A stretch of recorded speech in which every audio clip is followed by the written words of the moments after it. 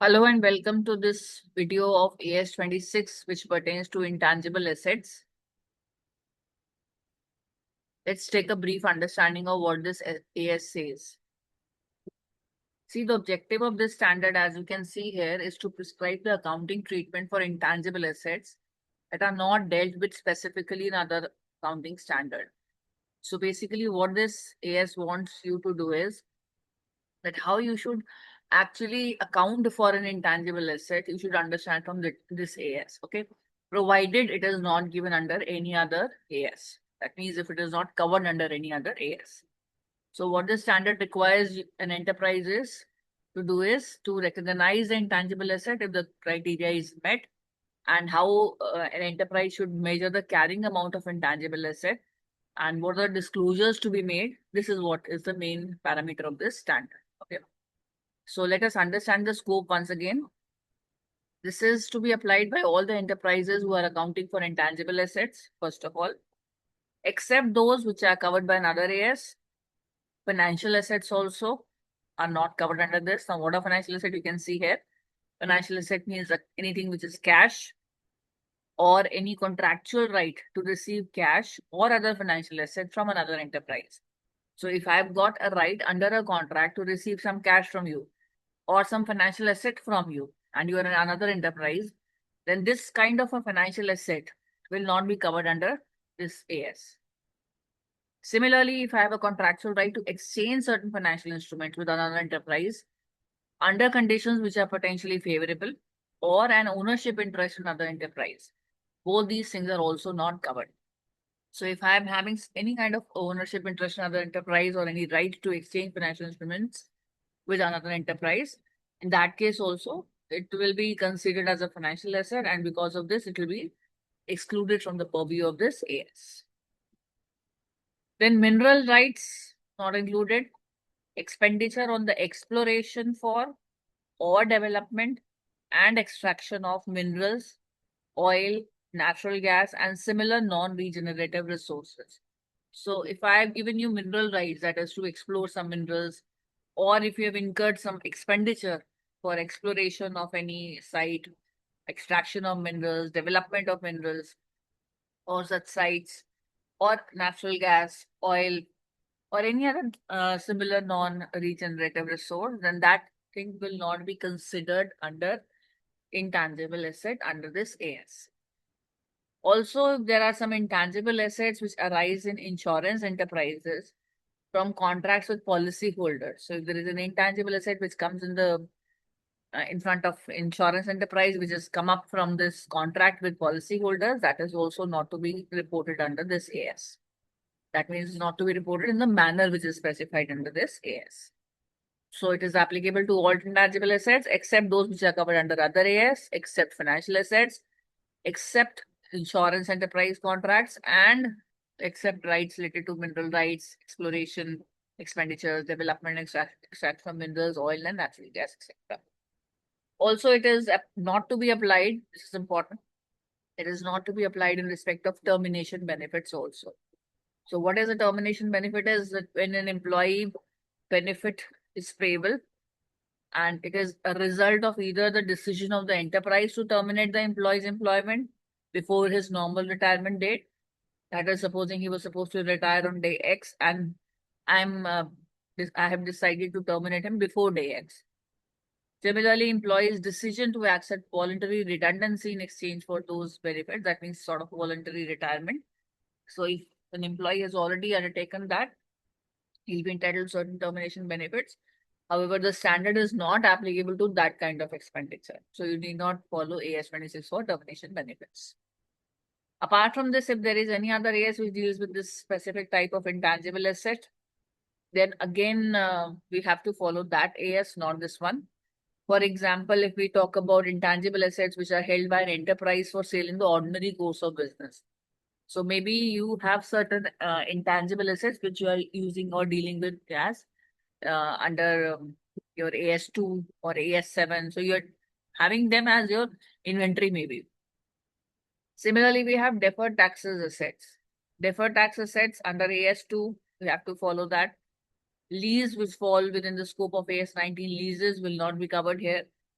And goodwill which arises on amalgamation and goodwill which arises on consolidation again has to be in consonance with AS 14 and AS 21, right? Now, this standard applies to expenditure on advertisement also, training, startup, research and development activities. And when we talk about applicability towards expenditure on advertisement, training, startup, research and development activities, we should understand that research and development activities are those which are directed to the development of knowledge. Okay. So although these activities may result in an asset with physical substance, the physical element is secondary to the intangible component. And this standard also applies to the rights under licensing agreements for items such as motion picture films, video recordings, plays, manuscripts, patents, and copyrights. And otherwise are excluded from the scope of AS 90. So if there is a licensing agreement to produce a movie, it will be covered here. Okay. Also, if you just read this paragraph once again, be very careful that apart from other things, expenditure on advertisement are covered here, expenditure on training is covered here, startup, research, and all sorts of development activities. Expenditures are also to be reported under this.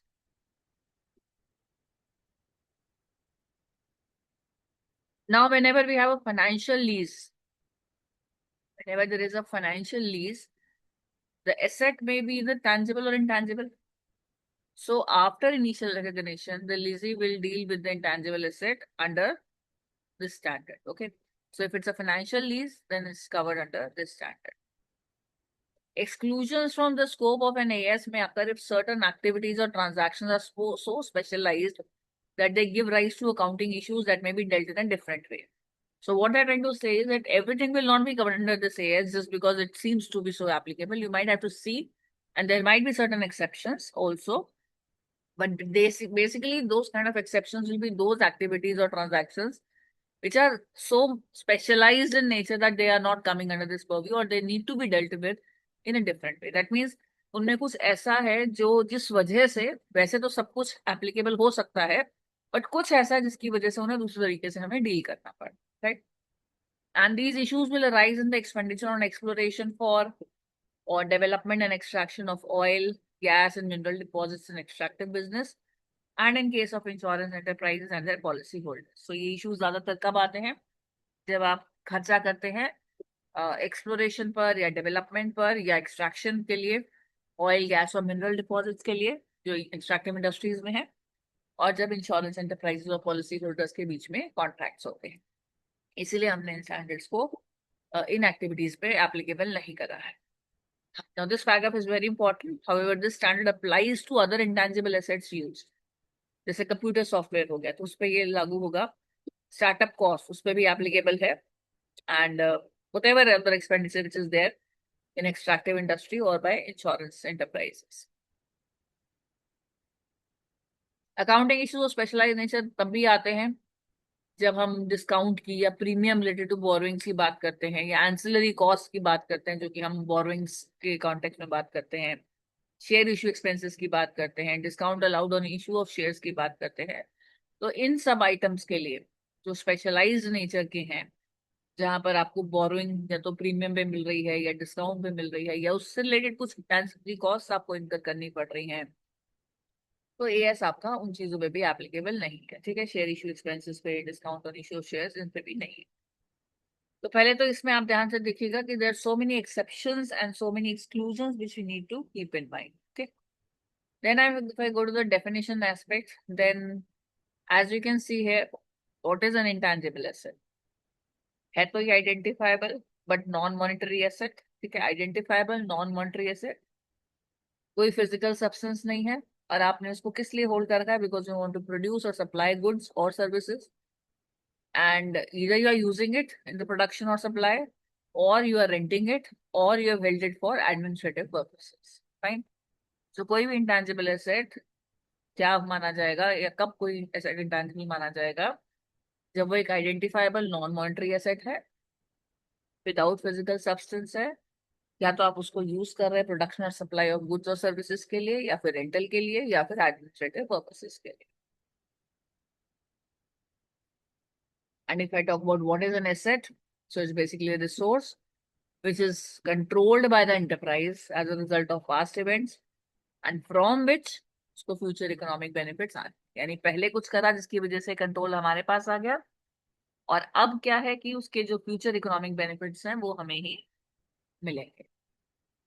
Monetary assets basically money है, and assets to be received in fixed or determinable amounts of money. And non-monetary assets, other than monetary assets हो गए।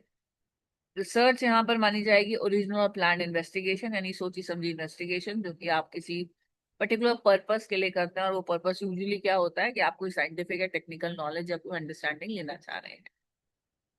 And development का मतलब है कि आपने जो भी रिसर्च फाइंडिंग्स करी हैं उसका एप्लीकेशन करना चाह रहे हैं, या तो आप रिसर्च फाइंडिंग्स का एप्लीकेशन करना चाह रहे हैं और किसी तरह की नॉलेज का एप्लीकेशन करना चाह रहे हैं किसी प्लान की तरफ, किसी डिजाइन की तरफ, जिससे कि आप कुछ नया या सब्सटैंशियली इंप्रूव मटेरियल प्रोड्यूस कर सकें, या कोई डिवाइस प्रोड्यूस कर सकें, कोई प्रोडक्ट प्रोड्यूस कर सकें, प्रोसेस ला सकें, सिस्टम या कोई सर्विसेज ला सकें, इससे पहले कि वो कमर्शियली यूज में आए, उससे पहले की जो स्टेज है वो डेवलपमेंट स्टेज मानी जाएगी।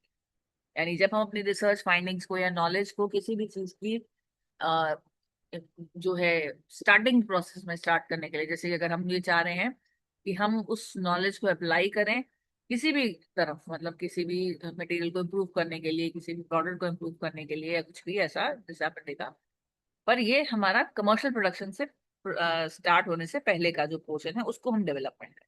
ठीक है, उसके बाद तो फिर वो वैसे भी इम्प्रूवमेंट एंड अदर थिंग्स आ जाएगा। Then we have amortization. Amortization is a systematic allocation of depreciable amount of an intangible asset, just like हम normal asset के केस में depreciation बोलते हैं। तो यहाँ पर हम वही depreciable amount of intangible asset over its useful life की बात कर रहे हैं। And depreciable amount, we all know, it's a cost of asset minus its residual value. I hope you know what is residual value. Then we have useful life. Useful life क्या होता है? It's a period of time, यानी वो period जिसमें आप asset जो है expected to be used है। एंड या तो ये होगा या फिर नंबर ऑफ प्रोडक्शन और सिमिलर यूनिट्स जो कि आप एक्सपेक्ट कर रहे हैं कि आपको उस एसेट से मिल जाए। So supposing you are expecting 50 lakh units, so that's a useful life of that asset. Okay, or maybe 50 lakh hours, that's also the useful life, or maybe 50 years, that's also the useful life.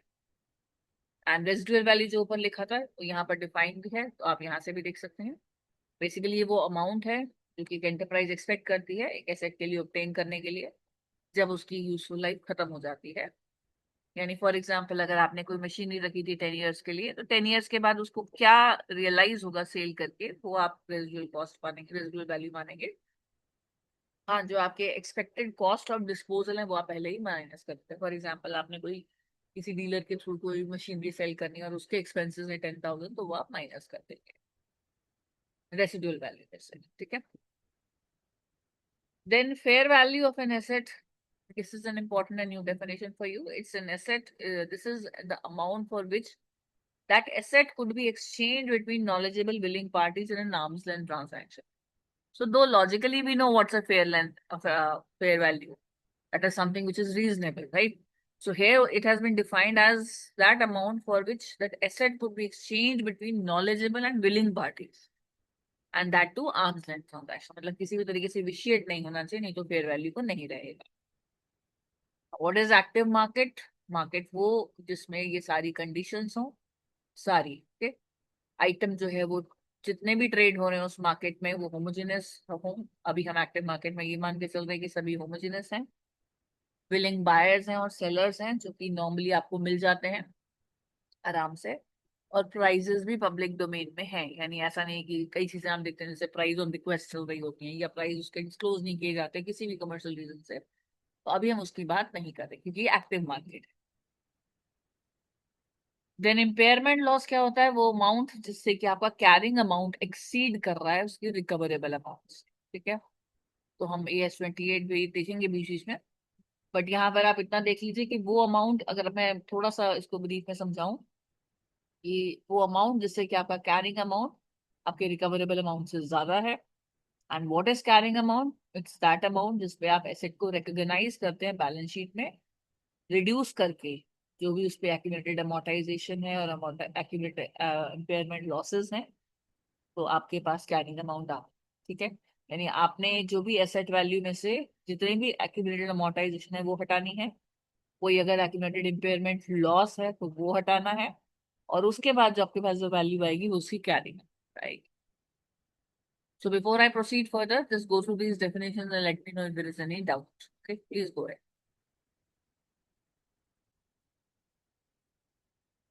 Now let's proceed further. We'll go a bit slow in this portion, intangible assets. Read the paragraph 7 first.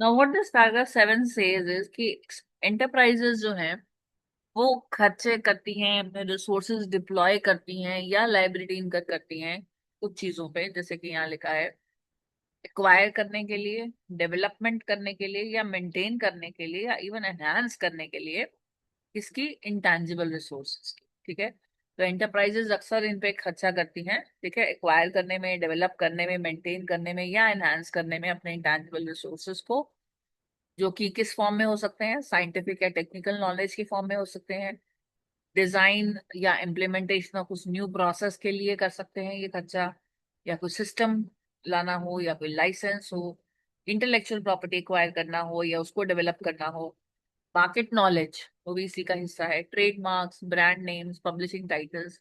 तो expenditure करते हैं इसके ऊपर. ठीक है, अब ये जो कॉमन एग्जांपल्स हैं इसमें बेसिकली अगर हम बात करें तो computer software, patents, copyrights, motion picture films, customer list, mortgage service rights, fishing licences, import quotas, franchises, customer supply relationships, customer royalty, market share, marketing rights, ये सब चीजें यहाँ पर कवर आती हैं. ठीक है, तो इन सब ब्रॉड हेडिंग्स में जब हम इन ब्रॉड हेडिंग्स की बात करते हैं तो उसमें किस तरह की चीजें आती हैं वो यहाँ पर लिखी हुई है. ठीक है, now goodwill is also one example of item of intangible nature which arises either on acquisition or is internally generated.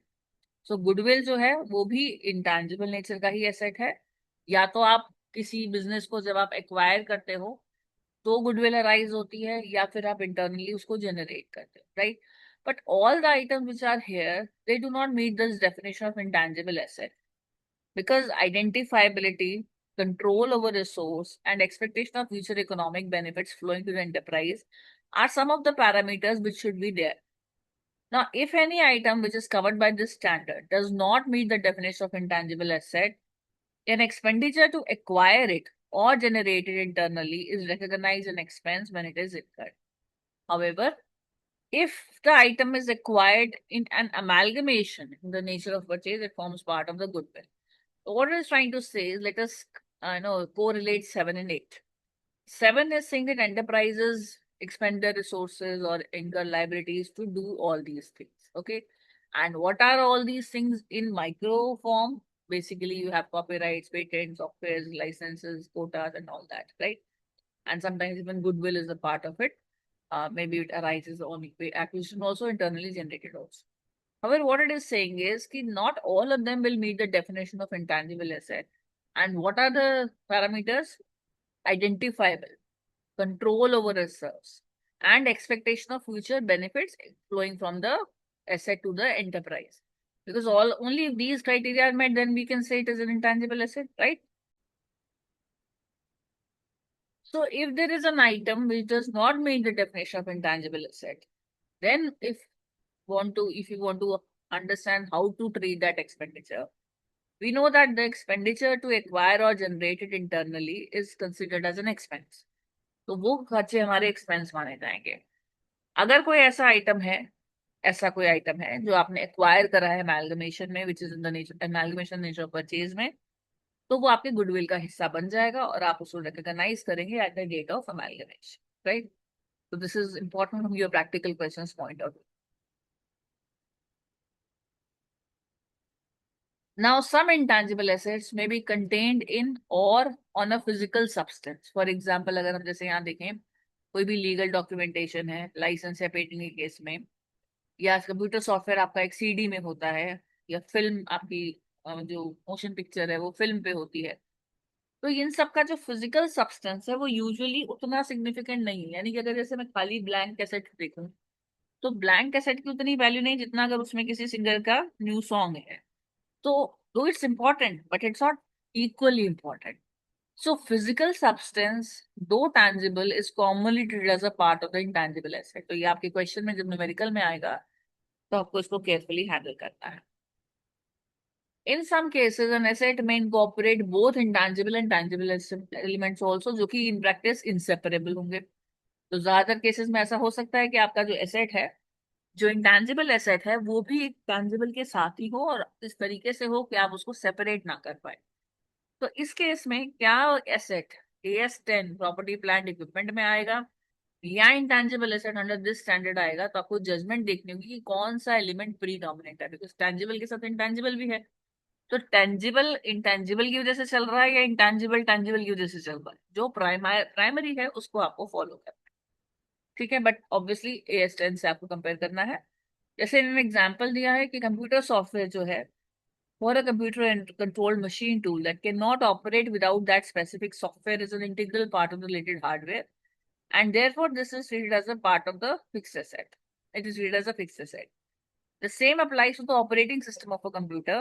Software is not, where the software is not an integral part of the related hardware, then computer software becomes intangible asset. तो जब software आपके hardware का हिस्सा नहीं है तो software आपका intangible हिस्सा हो गया, और हार्डवेयर का जो भी आपके मेन कंपोनेंट्स है कंप्यूटर के, वो आपके मेन एसेट हो गए. ठीक है, जो कि आप AS10 में टैंजिबल मान के चल सकते. सो इंटेंजिबल एसेट्स का एक ब्रीफ इन्होंने यहाँ पर दिया है 10th तक. इसके बाद अब हम चलते हैं आइडेंटिफाइबिलिटी पे. इसके 11, 12, 13 पैराग्राफ्स हैं, just go through them and then I discuss. Now this identifiability I'm going to read line by line and then go for it. See, definition of intangible asset. आपको याद है intangible asset की definition हमने पढ़ी थी, ये देखिए. ठीक है, तो यहाँ पे पहला ही चीज क्या थी, identifiable. So this is what it is trying to say कि definition of intangible asset क्या कहता है कि intangible asset has to be identifiable. To be identifiable, it is necessary that the intangible asset is clearly distinguished from goodwill. तो identifiable होने के लिए ये चीज बहुत हमें ध्यान रखनी है कि हमारा जो इंटेंजिबल एसेट है वो गुडविल ना माना जाए. ठीक है, goodwill arising on an amalgamation of the nature of purchase represents a payment made by the acquirer in the anticipation of future economic benefits.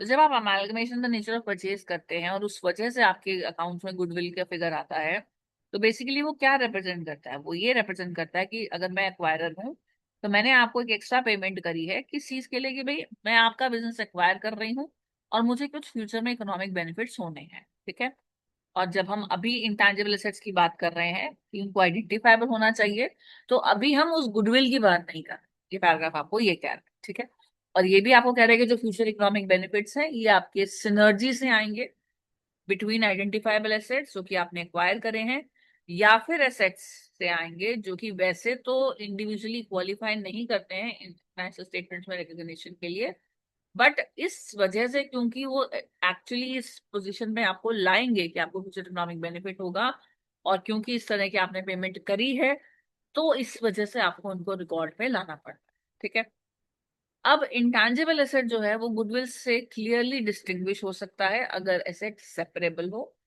Asset कब सेपरेबल होगा, जब एंटरप्राइज उसको रेंट कर सकती है, सेल कर सकती है, एक्सचेंज कर सकती है या डिस्ट्रीब्यूट कर सकती है स्पेसिफिक फ्यूचर इकोनॉमिक बेनिफिट जो कि उसके उस एसेट से एट्रीब्यूटेबल है, without also disposing the future economic benefits that flow from other assets used in the revenue earning activity. यानी कि ये एसेट कब सेपरेबल माना जाएगा, जब एंटरप्राइज उसकी जो प्रोसीड्स हैं या उसके जो फ्यूचर बेनिफिट्स हैं जो उससे हमें मिलेंगे उसको रेंट भी कर सकती है, सेल भी कर सकती है, एक्सचेंज भी कर सकती है और डिस्ट्रीब्यूट भी कर सकती है.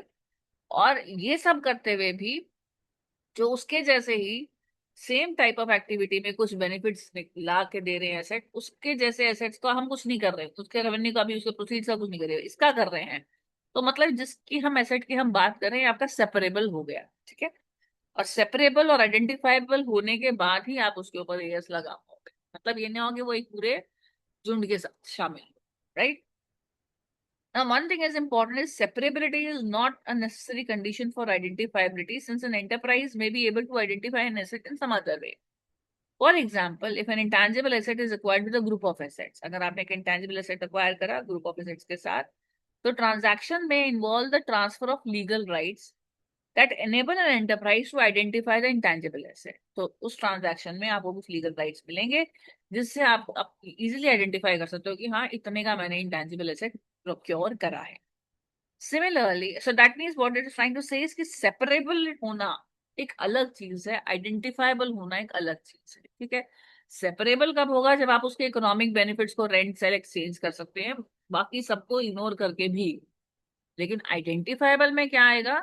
ये आइडेंटिफाइबल होना चाहिए. ठीक है. वो किसी तरीके से आपकी आपकी रिकॉर्ड में आपको दिखना चाहिए. ठीक है.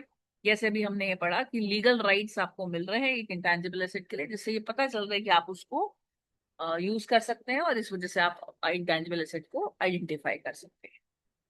Similarly, if an internal project aims to create legal rights for the enterprise, कोई भी आपका internal project है जो आपको मदद कर रहा है legal rights करने के लिए, क्रिएट करने के लिए, तो nature of these rights may assist the enterprise in identifying and underlying internally generated intangible asset. तो ये जो नेचर है इन राइट्स का, ये आपको हेल्प करेंगे कि हाँ मेरे पास कुछ इंटरनली जनरेटेड इंटेंजिबल एसेट आ गया है जिसका मुझे अकाउंट फॉर करना है. Also, even if an asset generates future economic benefits only in combination with other assets, the asset is identifiable if the enterprise can identify the future economic benefits that will flow from the asset. यानी अगर कोई भी asset generate कर रहा है future economic benefits कुछ asset के साथ कॉम्बिनेशन में, तो ये एसेट आइडेंटिफाइबल है अगर एंटरप्राइज फ्यूचर इकोनॉमिक बेनिफिट्स को भी आइडेंटिफाई कर पा रही है जो कि उस एसेट के साथ फ्लो करेंगे. तो बेसिकली अब 11, 12, 13 को एक बार दोबारा रीड करेंगे, फिर इसको डिस्कस करेंगे नेक्स्ट उसमें. अगर कोई डाउट होता है please go through this before binding. Thank you.